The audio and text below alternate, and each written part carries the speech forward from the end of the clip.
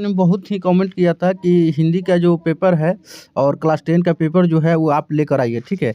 तो ये जो क्लास 10 का पेपर है 15 दो 2024 को जो एग्ज़ाम होने वाला है हिंदी का, वही पेपर है आप लोगों का, ठीक है। तो 100% ये इम्पोर्टेंट पेपर होने वाला है। एक एक क्वेश्चन को अटेंड कीजिएगा बहुत ही ध्यान से, ठीक है। और ध्यान रखिए कि एग्ज़ाम में जाने से पहले आप लोग ये चीज़ लेना ज़रूरी है, ठीक है। मैं आप लोगों को दिशा निर्देश कुछ बता देता हूँ कि एग्ज़ाम में जाने से पहले आप लोग क्या कीजिएगा कि सबसे पहले दो ब्लू पेन अपने साथ रखिएगा, ब्लू पेन साथ रखिएगा। उससे क्या होगा कि मान लीजिए कि एक पेन खराब हो गया तो एक पेन आपका काम आएगा, क्योंकि देखिए एग्ज़ाम सेंटर में जब भी जाया जाता है तो एक एक्स्ट्रा पेन रखा जाता है, ठीक है। दूसरे के भरोसे मत जाइए, अपने भरोसे जाइए, ठीक है। और प्लस में अपना एडमिट कार्ड और प्लस में अपना आधार कार्ड आधार कार्ड लाना ज़रूरी है, ठीक है। आधार कार्ड भी लेकर ज़रूर जाइएगा अपने एग्ज़ाम सेंटर में। ये सब दिशा निर्देश ध्यान रखिएगा, ठीक है। और एक स्केल, ठीक है, एक स्केल ले लीजिएगा आप लोग। स्केल एक लेके जा सकते हैं, चौथाई खींचने के लिए आप लोग एक स्केल का इस्तेमाल कर सकते हैं, ठीक है। ये बातें ध्यान रखने वाला है, ठीक है। और ब्लू पेन और एक ब्लैक पेन ले लीजिएगा ओएमआर शीट को भरने के लिए। आप ब्लू पेन से भी ओएमआर शीट को आप एथी कर सकते हैं, भर सकते हैं, लेकिन आप ब्लैक पेन ले लीजिएगा तो वो भी अच्छे रहेगा, ठीक है। आप ब्लू पेन से भी आप ओएमआर शीट के जो एथी है उसको भर सकते हैं, ठीक है। तो ये बात ध्यान रखिएगा कि 4 चीज़ लाना ज़रूरी है। एक पहला चीज़ एडमिट कार्ड, ठीक है। दूसरा चीज़ हो गया आप लोगों का आधार कार्ड, आधार कार्ड जरूर लाइएगा। तीसरा चीज़ हो गया 2 पेन, ठीक है। 2 पेन ले लीजिएगा, 2 ब्लू पेन और एक ब्लैक पेन ले सकते हैं, ठीक है। रेड पेन कभी भी एग्जाम में इस्तेमाल नहीं करना है, ये ध्यान रखिएगा, ठीक है। 15/2/2024 को जो आप लोगों का एग्ज़ाम शुरू होने वाला है, उस दिन आप लोगों का फर्स्ट और सेकंड शिफ्ट में ये जो है हिंदी का पेपर आने वाला है, ठीक है। तो ये बात ध्यान रखिएगा। चौथा चीज़ स्केल आप एक ले सकते हैं, ठीक है। एक स्केल ले सकते हैं चौथाई घिसने के लिए, या आप अपने से भी चौथाई घिस सकते हैं। स्केल से घिंचिएगा तो अच्छा रहेगा, ठीक है। तो चलिए क्वेश्चन की तरफ आगे बढ़ते हैं देर न करते हुए, ठीक है। और अगर आप चैनल पर नए हैं तो चैनल को सब्सक्राइब कर लीजिएगा, साथ में वीडियो को लाइक कर दीजिएगा और एक अच्छा सा कमेंट कर दीजिएगा कि आप लोगों को कैसा लगा, ठीक है। और सारे सब्जेक्ट का मैं दे दूंगा, ठीक है। पहले मैं हिंदी से ही शुरुआत करता हूँ, क्योंकि 15/2/2024 को 15 फरवरी को आप लोग का ये हिंदी का पेपर होने वाला है। चलिए, ठीक है। तो पहला नंबर क्वेश्चन क्या कर रहा है, पहला नंबर क्वेश्चन यहाँ पे अटेंड करते हैं। पहला नंबर क्वेश्चन कह रहा है कि निराला की साहित्य साधना के रचनाकार है। निराला के जो साहित्य साधना, तो निराला के साहित्य साधना के रचनाकार कौन थे? तो रामविलास शर्मा जो है, आंसर हो जाएगा डी। रामविलास शर्मा जो है निराला के साहित्य के रचनाकार थे, ठीक है। दूसरा नंबर क्वेश्चन क्या कर रहा है, दूसरा नंबर क्वेश्चन कह रहा है कि रामायण की रचना किस भाषा में है। रामायण की जो रचना की गई थी वो किस भाषा में की गई थी? संस्कृत भाषा में, ठीक है। महर्षि किसने लिखा था रामायण, किसने लिखा था? तो महर्षि वाल्मीकि जी ने रामायण की रचना की थी, ठीक है। और आगे नंबर क्वेश्चन है, तुलसीदास भी थे, ठीक है। आगे नंबर क्वेश्चन है कि अमरकांत लिखित कहानी का नाम है। अमरकांत लिखित कहानी का नाम क्या है? तो आंसर हो जाएगा डी, बहादुर, ठीक है। डी हो जाएगा बहादुर। चौथा नंबर क्वेश्चन है कि बहादुर का बाप कहाँ मारा गया था। बहादुर का बाप कहाँ मारा गया था? तो बहादुर का जो बाप था कहाँ मारा गया था? युद्ध में, ठीक है। बहादुर का बाप कहाँ मारा गया था? युद्ध में। पांचवा नंबर क्वेश्चन क्या कर रहा है? पांचवा नंबर क्वेश्चन कह रहा है कि द्विवेदी से किसने पूछा था नाखून क्यों बढ़ते हैं? दुबे जी, ठीक है। तो किसने पूछा था कि नाखून क्यों बढ़ते हैं? तो लड़की ने, ठीक है। आंसर बी, लड़की ने, दुबे जी से। छठा नंबर क्वेश्चन है, छठा नंबर क्वेश्चन कह रहा है कि टेबल पर किताब है, यहाँ पर किस कारक का चिन्ह है? देखिए टेबल पर किताब है, किस कारक का चिन्ह है? अधिकरण। आंसर हो जाएगा डी, अधिकरण, ठीक है। आंसर हो जाएगा डी, अधिकरण। आंसर हो जाएगा डी, अधिकरण, ठीक है। 7वां नंबर क्वेश्चन क्या कर रहा है? 7वां नंबर क्वेश्चन कह रहा है यहाँ पे देखिए 7वां नंबर क्वेश्चन कह रहा है कि मैदान में सभा हो रही है, यहाँ सभा कौन संज्ञा है? तो देखिए सभा हो रही है, सभा मतलब समूहवाचक, माने एक समूह है वहाँ पे, ठीक है। तो समूह है तो समूहवाचक संज्ञा है इसमें, ठीक है। समूह जब सभा होती है तो समूह जुड़ता है ना, मतलब लोग जुड़ते हैं ना, तो लोग जुड़ते हैं तो वहाँ पे समूहवाचक संज्ञा लगेगा, ठीक है। 8वां नंबर क्वेश्चन कह रहा है 8वां नंबर क्वेश्चन कह रहा है कि चंचला किस शब्द का पर्यायवाची शब्द है? चंचला मतलब चंचल। तो देखिए लक्ष्मी जो है इनका पर्यायवाची शब्द है चंचला। तो लक्ष्मी जो है चंचल होती है, सब लोग कहता है ना कि लक्ष्मी चंचल होती है, एक जगह नहीं रहती है, तो आंसर हो जाएगा सी लक्ष्मी। 9 नंबर क्वेश्चन क्या कर रहा है? 9 नंबर क्वेश्चन कह रहा है कि होश शब्द का प्रयोग सदैव होता है। होश, होश में 12 नो, होश में 12 नो, तो होश में 12 नो मतलब कोई कहता है ना कि होश में 12 कि ना, होश में हो कि नहीं, होश में हो तुम, तो इसका मतलब कि अकेले आदमी को कहता है, किसी भी आदमी को कहता है तो अकेला को कहता है कि होश में रहो, होश में रहो, तो एक वचन हो गया, ठीक है। शब्द का प्रयोग सदैव होता है एक वचन में। 10 नंबर क्वेश्चन का कह रहा है 10 नंबर क्वेश्चन कह रहा है कि जिस शब्द का रूप कभी नहीं बदलता है उसे कहते हैं। देखिए जिस शब्द का रूप किस कभी नहीं बदलता है तो संज्ञा ऐसा शब्द है, संज्ञा के कोई भी शब्द होते हैं तो उनका रूप कभी नहीं बदलता है, उनको संज्ञा कहते हैं, ठीक है। 11 नंबर क्वेश्चन क्या कह रहा है? 11 नंबर क्वेश्चन कह रहा है कि I want that girl admitted now किसने कहा? किसने कहा था? आंसर हो जाएगा बी बड़े डॉक्टर ने, ठीक है, बड़े डॉक्टर ने कहा था।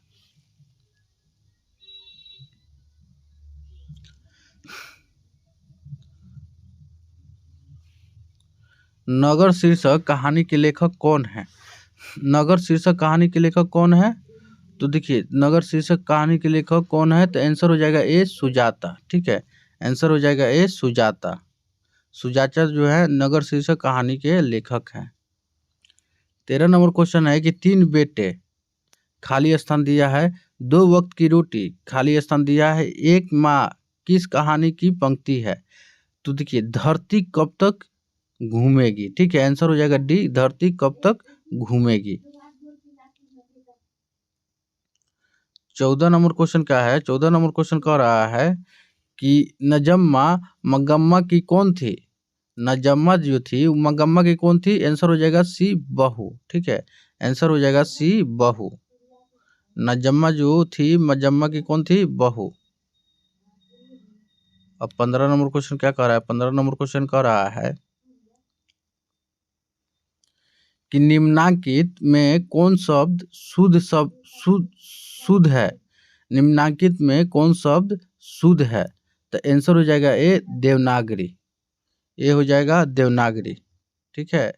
16 नंबर क्वेश्चन क्या कर रहा है? 16 नंबर क्वेश्चन कह रहा है कि हलकारे का अर्थ होता है, हलकारे मतलब हो गया संदेशवाहक। आंसर हो जाएगा बी संदेशवाहक। देखिए बाबू लोग मैं कोई भी आंसर तैयार नहीं करता हूँ, ठीक है। कोई भी आंसर गलत हो कमेंट करके बस बताइएगा, ठीक है। और मैं अपने आप को बहुत ज्ञानी नहीं मानता हूँ, मैं आप लोगों से सीखता हूँ, आप लोग जैसे हमसे सीखते हैं उसी प्रकार मैं आप लोगों से सीखता हूँ। 17 नंबर कह रहा है कि संधि का भेद नहीं है। संधि का भेद कौन सा नहीं है? तो आंसर हो जाएगा डी संज्ञा संधि, ठीक है। संज्ञा संधि, तो संज्ञा संधि जो है उस संधि का भेद नहीं है। यहाँ नीचे करके दिखा देते हैं। 17 नंबर क्वेश्चन है कि संधि का भेद नहीं है, तो आंसर हो जाएगा डी संज्ञा संधि, ठीक है। 18 नंबर क्वेश्चन है 18 नंबर क्वेश्चन कह रहा है कि ई वर्ण है, ई वर्ण है, आंसर हो जाएगा बी दीर्घ स्वर, ठीक है। आंसर हो जाएगा बी दीर्घ स्वर। 19 नंबर क्वेश्चन कह रहा है कि उच्चारण का सही संधि विच्छेद है। 19 नंबर क्वेश्चन कह रहा है कि उच्चारण का सही संधि विच्छेद है। आंसर ए उत प्लस चारण, उत प्लस चारण उच्चारण। 20 नंबर क्वेश्चन कह रहा है 20 नंबर क्वेश्चन क्या कह रहा है कि सात्विक का विपरार्थक शब्द है। तो सात्विक का विपरार्थक शब्द है आंसर सी तामसिक। आंसर हो जाएगा सी तामसिक, ठीक है। 21 नंबर क्वेश्चन कह रहा है, 21 नंबर क्वेश्चन क्या कह रहा है कि मछली के लिए मसाला कौन पीस रही थी? मछली के लिए मसाला कौन पीस रही थी? आंसर डी, माँ।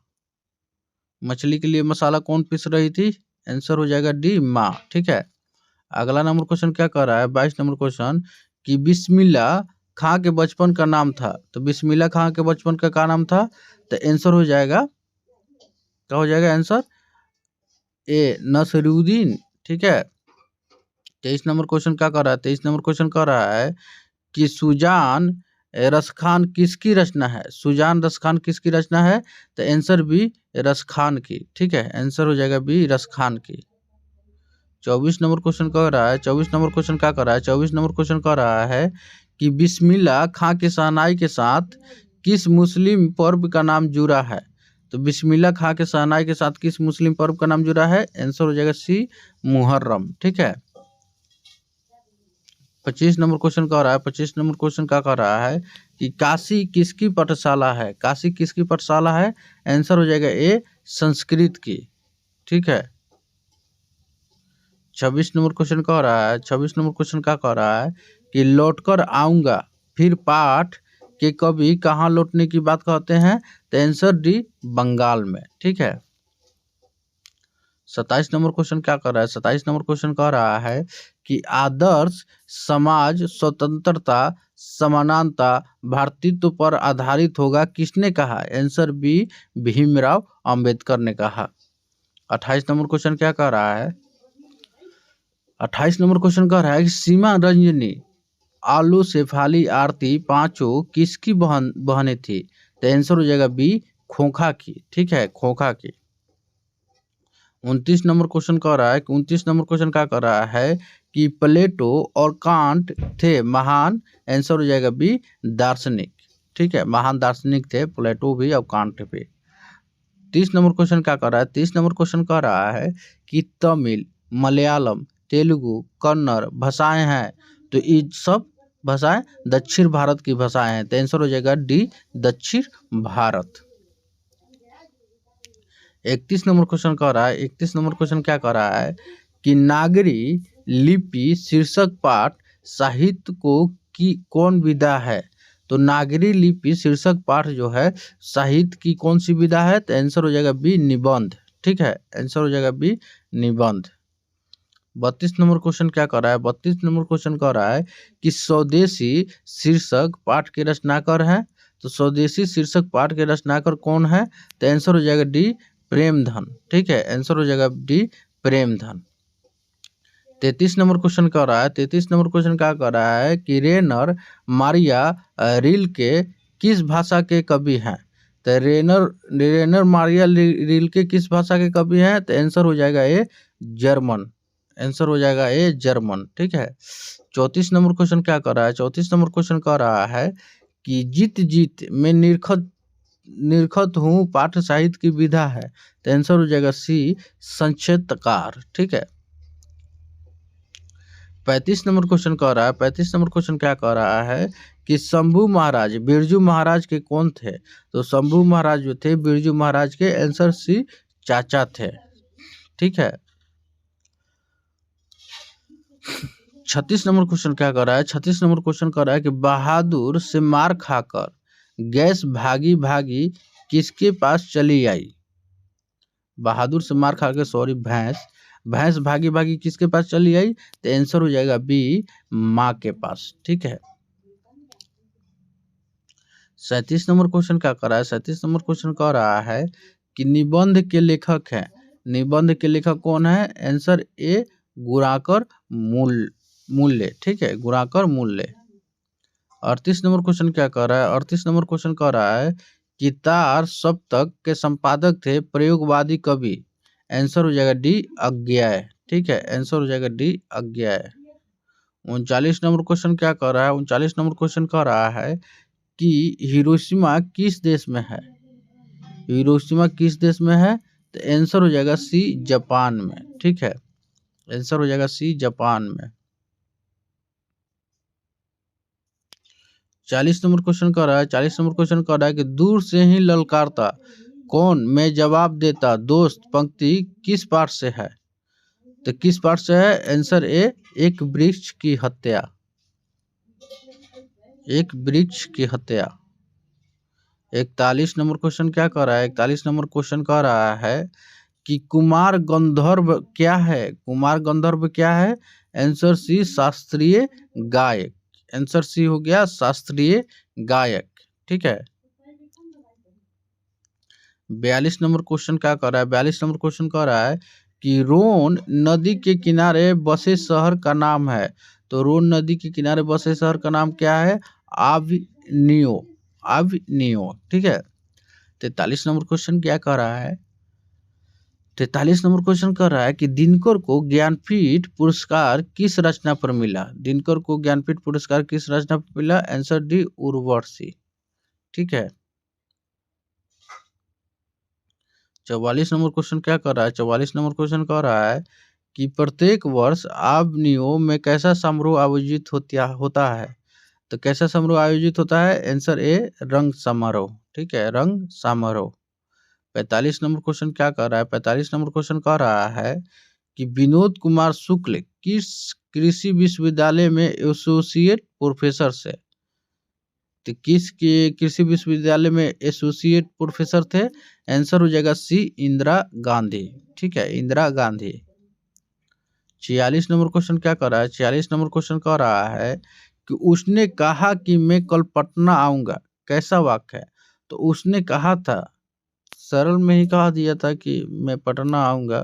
ठीक है, तो सरल वाक्य। आंसर हो जाएगा ये, सरल वाक्य। अब 47 नंबर क्वेश्चन क्या कर रहा है? 47 नंबर क्वेश्चन कह रहा है कि निम्न में से कौन पदबंध का भेद नहीं है? पदबंध। ठीक है, पदबंध का भेद नहीं है। तो क्रिया विशेषण जो पदबंध है, पदबंध का भेद नहीं है। 48 नंबर क्वेश्चन क्या कर रहा है? 48 नंबर क्वेश्चन कह रहा है कि जिस समास में दोनों पक्षों की प्रधानता होती है उसे कहते हैं, उसे क्या कहते हैं? आंसर बी, द्वंद्व समास। ये भी एक क्वेश्चन है। ठीक है, याद रखिएगा, ये क्वेश्चन आएगा आप लोगों को जरूर। ये हर बार एग्जाम में आता है और इस बार भी आएगा। ठीक है। 49 नंबर क्वेश्चन क्या कर रहा है? 49 नंबर क्वेश्चन कह रहा है कि द का उच्चारण स्थान है। द का उच्चारण स्थान क्या है? आंसर सी, दंत। ठीक है, द का उच्चारण स्थान क्या है? आंसर सी, दंत। 50 नंबर क्वेश्चन कह रहा है कि व्यंजनों के अंत में हलंत लगाने पर उसका मान होता है।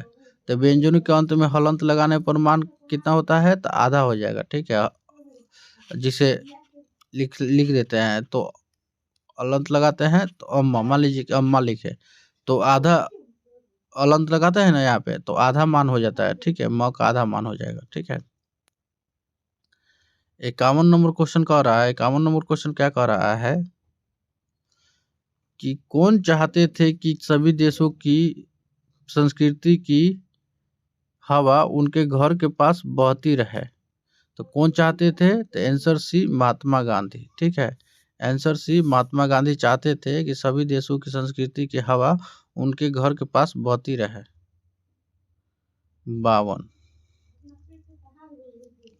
52 नंबर क्वेश्चन क्या कह रहा है कि गुरु नानक का जन्म लाहौर के किस ग्राम में हुआ था? तो गुरु नानक का जन्म लाहौर के किस ग्राम में हुआ था? तो आंसर हो जाएगा ए, तलवंडी। ठीक है, तलवंडी। 53 नंबर क्वेश्चन क्या कर रहा है कि मछली शीर्षक कहानी में दीदी के प्रेमी का क्या नाम था? तो मछली शीर्षक कहानी में दीदी के प्रेमी का क्या नाम था? आंसर हो जाएगा डी, नरेन। ठीक है, आंसर हो जाएगा डी, नरेन। 54 नंबर क्वेश्चन क्या कर रहा है? 54 नंबर क्वेश्चन कह रहा है कि शेक्सपियर किस भाषा के कवि हैं? तो शेक्सपियर किस भाषा के कवि हैं? आंसर डी, अंग्रेजी। ठीक है।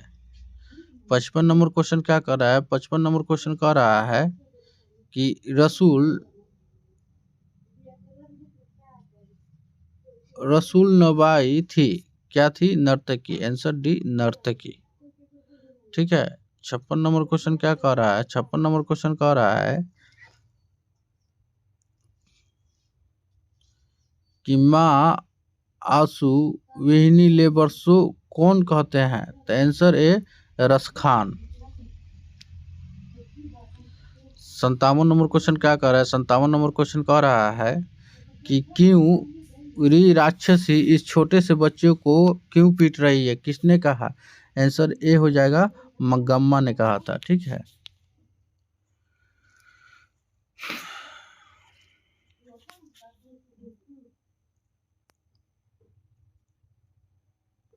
अंठावन नंबर क्वेश्चन कह रहा है, 58 नंबर क्वेश्चन क्या कह रहा है कि लक्ष्मी का पति कौन था? तो लक्ष्मी का पति कौन था? आंसर है लक्ष्मण। ठीक है, आंसर है लक्ष्मण था।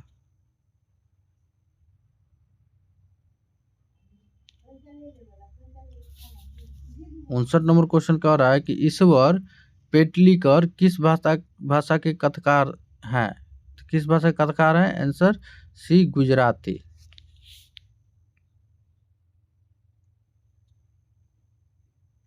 साठ नंबर क्वेश्चन कह रहा है, 60वां नंबर क्वेश्चन क्या कह रहा है कि एस रंगराजन वास्तविक नाम है?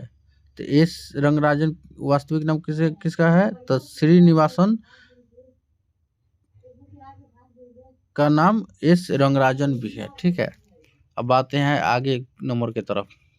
आगे क्या कर रहा है देखिए, यहाँ पे क्या कह रहा है? यहाँ पे कह रहा है कि निम्नलिखित गद्यांशों में से किसी एक गद्यांश को पढ़कर नीचे दिए गए प्रश्नों को उत्तर दे। प्रत्येक प्रश्न 2 अंक का है। ठीक है, एक क्वेश्चन जो है 2 अंक का है। एक गद्यांश दिया है, गद्यांश में क्या कह रहा है कि सोना की आज अचानक स्मृति हो जाने के कारण है। मेरे परिचित स्वर्गीय डॉक्टर धीरेन्द्र नाथ यसु की पौत्री सुजाता ने लिखा है, गत वर्ष अपने पड़ोसी से मुझे एक हिरन मिला था। बीते कुछ महीनों में हम उससे बहुत स्नेह करने लगे हैं, परंतु अब मैं अनुभव करती हूँ कि सघन जंगल से संबंध रहने के कारण तथा अब बड़े हो जाने के कारण उसे घूमने के लिए अधिक विस्तृत स्थान चाहिए। कृपा करके आप उसे स्वीकार करेंगी? सचमुच मैं आपकी बहुत आभारी रहूंगी, क्योंकि आप जानती हैं मैं उसे ऐसे व्यक्ति को नहीं देना चाहती हूं जो उससे बुरा व्यवहार करे। मेरा विश्वास है आपके यहाँ उसकी भली भांति देखभाल हो सकेगी।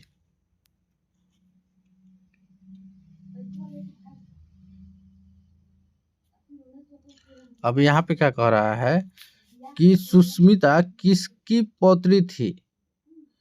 यहाँ पे अगला कह रहा है कि सुष्मिता को किसने हिरन मिला? किससे हिरन मिला था?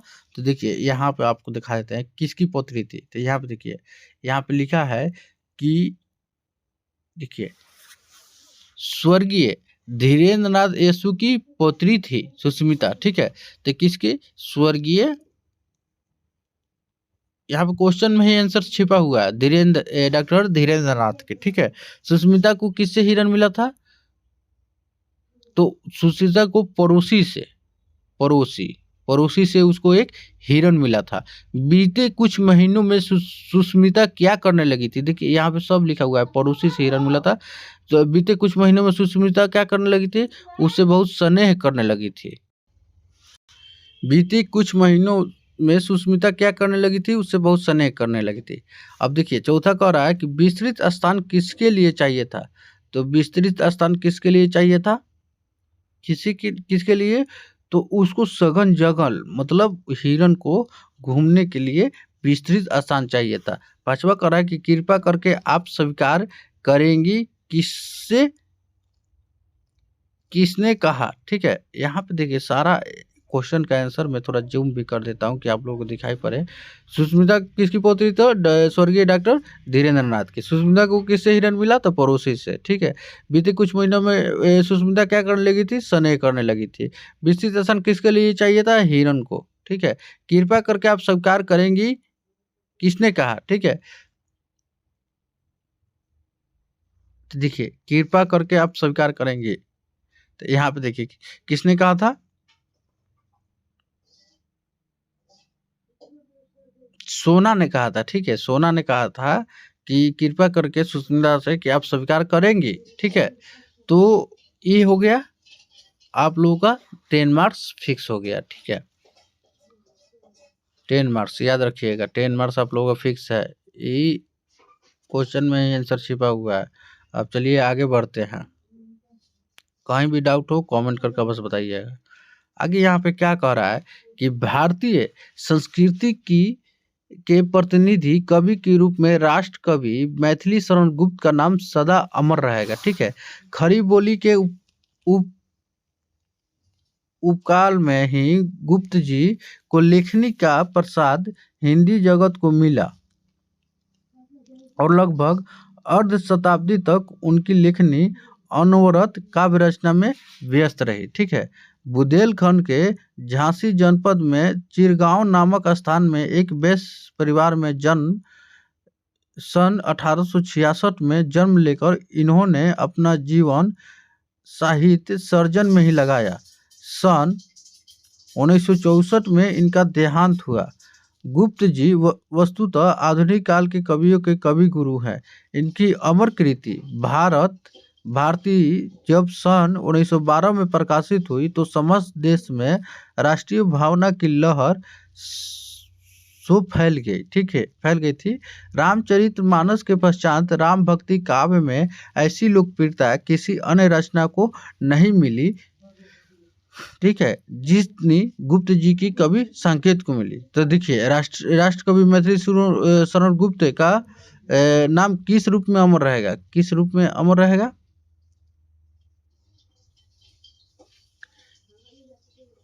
किस रूप में अमर रहेगा? तो राष्ट्र कवि। ठीक है, गुप्त जी का जन्म कहाँ हुआ था? गुप्त जी का जन्म जो है कहाँ हुआ था? चिरगांव में। ठीक है, 1886 में। गुप्त जी का जन्म कब और मृत्यु कब हुआ था? तो 1886 में जन्म हुआ था और 1964 में उनका देहांत हुआ था। गुप्त जी वस्तुतः क्या थे? क्या थे? कवि थे। भारती कब प्रकाशित हुई? भारती कब प्रकाशित हुई? तो 1912 में। ठीक है, तो यहाँ पे 10 मार्क्स फिक्स है आप लोगों का। ठीक है, ऊपर से ऊ दिया है या ई दिया है, तो इनमें से दोनों में से एक का जवाब देना है। ठीक है, आगे पढ़िए। आगे हम बता देते हैं। यहाँ पे हो गया, जूम कर देते हैं थोड़ा सा। हाँ देखिए, यहाँ पे ए भी आप देखिए, ए भी है तो 10 मार्क्स। यहाँ पे देखिए, यहाँ भी है 10 मार्क्स। देखिए यहाँ पे दिया है कि निम्नलिखित गद्यांशों में किसी एक गद्यांश को पढ़कर नीचे दिए गए प्रश्न के उत्तर दे। प्रत्येक प्रश्न 2 अंक का है, तो ये भी 10 मार्क्स का है। ठीक है, तो आप लोग उम्मीद करते हैं कि आप लोग दे दीजिएगा आसानी से। अगर आप लोगों को कहीं भी दिक्कत होगा तो कमेंट करके बस बताइएगा, हम बता देंगे। इसमें घबराने वाली बात नहीं। ठीक है, अब यहाँ नीचे देखते हैं। यहाँ पे देखिए, यहाँ पे नीचे क्या कर रहा है? यहाँ पे वही कह रहा है। यहाँ पे देखिए, ये सारे क्वेश्चन पढ़ के आप लोगों को आंसर का जवाब देना है। इसमें आंसर छिपा हुआ है। ठीक है, सारे पढ़ के आराम से आप लोग का आंसर का जवाब देना है। यहाँ पे देखिए, यहाँ पे कह रहा है कि दिल्ली में रहने वाली अपनी बड़ी दादी के पास एक पत्र लिखे जिसमें गांव में आई बाढ़ की विभीषिका का वर्णन हो। ठीक है, या दिवाली के पटाखों से ध्वनि एवं प्रदूषण को केंद्र में रखकर 2 छात्राओं के बीच संवाद लिखे। ये आवेदन लिखना है। ठीक है, ये भी लिखे मैं बता दूंगा आप लोगों को। और ये सब सारे जो है ये 2-2 मार्क्स के क्वेश्चन है। ये सारा आप लोग अटेंड कर लीजिएगा। आप लोग कहिएगा तो मैं ये सारे क्वेश्चन सब्जेक्टिव भी करा दूंगा। ठीक है, तो उम्मीद करता हूँ कि वीडियो आप लोगों का अच्छा होगा। ठीक है, 15/2/2024 का ये इम्पोर्टेंट पेपर रहने वाला है, आप लोग याद रखिएगा। ठीक है, और चैनल पर नया है तो चैनल को एक बार क्या कीजिएगा, सब्सक्राइब और सपोर्ट कीजिएगा। वीडियो को जितना ज़्यादा हो सके शेयर कीजिएगा अपने सभी दोस्तों में। मिलते हैं नेक्स्ट वीडियो में, तब तक के लिए बाबू लोग जय हिंद, जय भारत।